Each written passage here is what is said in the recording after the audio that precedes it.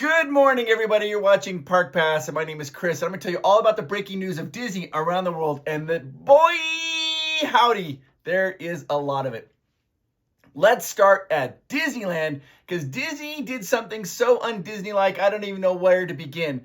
Big Thunder Mountain Railroad has reopened. That's right, it's reopened. Now, it was scheduled to open on November 23rd, and then yesterday, Disney did a surprise reopening of Big Thunder Mountain Railroad. Just randomly, it's like a soft launch. They didn't tell anybody. People noticed on their app, the lightning lane was open, and people were like, what's going on? It was open and closed a little bit yesterday. They were kind of maybe working out the bugs, but people were able to ride it. Guests were riding and having a wonderful experience on it. They've been refurbishing it now for a little over 2 months. And what they've done is they made the ride smoother, better for the guest experience. And one of the biggest changes is that very first hill that you go up, the waterfall that comes down, the water sprays on the side. They've removed the waterfall. Now it just has mist coming off the sides when you go through the attraction.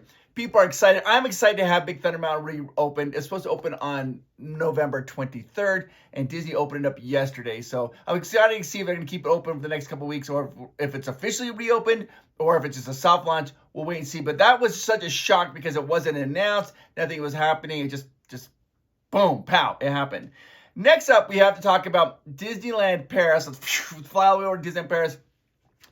I like to keep my eye on Disneyland Paris because I feel like Disney as a corporation uses Disneyland Paris as kind of like the sandbox, the area where they test a lot of stuff. We know it's where they tested like the passes you can buy to skip the lines and all that. All of these things seem to be tested in Disneyland Paris. And just this week, Disneyland has announced that their newest hotel, the Disneyland Paris Hotel, only allows people who could go in who are guests.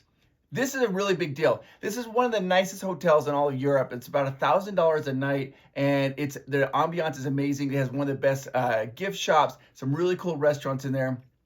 Now, the only way you can go into that particular hotel is if you have a key card, or if you have a reservation, prove you have a reservation at the nicest restaurant within the hotel. If you don't have a reservation and you don't have a key card, they won't allow you into the Disneyland Paris hotel anymore, which makes me I'm wondering about this, because I'm wondering if they're testing this out at Disneyland Paris to then maybe implement this maybe like at the Grand California in Disneyland.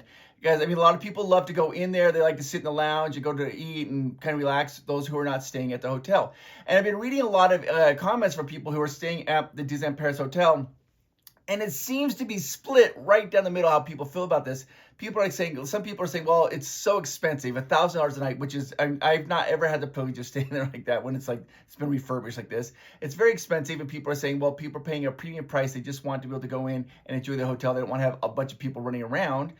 I can see that, but then other people are saying, yeah, but Disney in the past has made the hotels part of the destination. They have hotels, they have gift shops, they have character meet and greets, and so it's kind of weird that Disney has done this. Disney's never done this limited access to a hotel before, but now they're starting it in Disneyland Paris. We'll see if this carries over into the United States or to other theme parks, other Disney theme parks around the world. Interesting.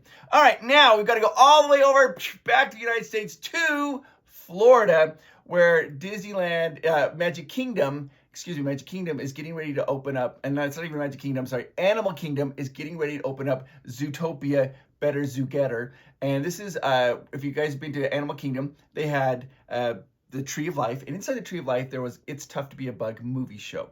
And there's lots of animatronics, and there's a great 3D movie, and they had all kinds of cool effects, and they had smells and water shooting on you. They have rethemed it, and it's now Zootopia, Better Zoo Getter, where all the animals are getting together and they're celebrating this day of, music day. And they have this cast member previews that are going on, and also DVC cast member previews going on. It's been interesting. The comments of people have seen it. I thought people would be like, it's the best thing ever. There's only really one major animatronic in the show, and that's Chester. It's the cheetah. And it's the exact same cheetah that you see in Shanghai. I have some video of it when I was visiting Shanghai Disney. That exact same animatronic is now put at the Zootopia, Better Zoo Getter. During the movie, there aren't any animatronics, and it's just a cute little movie where they're singing songs. You're going to different biospheres, and each animal gets to kind of perform and show along. So some people I have not seen it yet. Some people are saying they felt it was a little lackluster because It's Tough to Be Bug had like Hopper and spiders dropping down on you, and all kinds of interaction, where this one is just a really cute movie. We're going in to watch a really cute movie.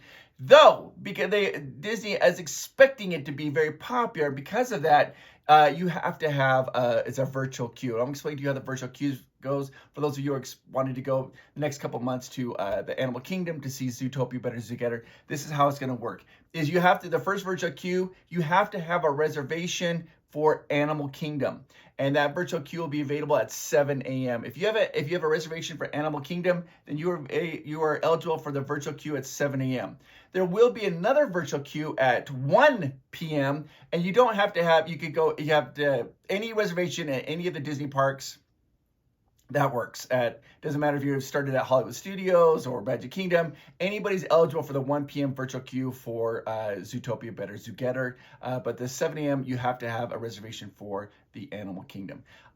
I'm going to call it right now here. I think that this virtual queue will probably last for about 3 to 4 months. And then once we get out of the Christmas season, the virtual queue will probably start to fade as this is what I'm going to call it. We'll see at that point, see how that works. All right. Now, this was also really cool in Magic Kingdom, the monorail. The monorail, when it first opened up, there's 2 tracks. So for those of you who maybe aren't familiar, there are 2 monorail tracks.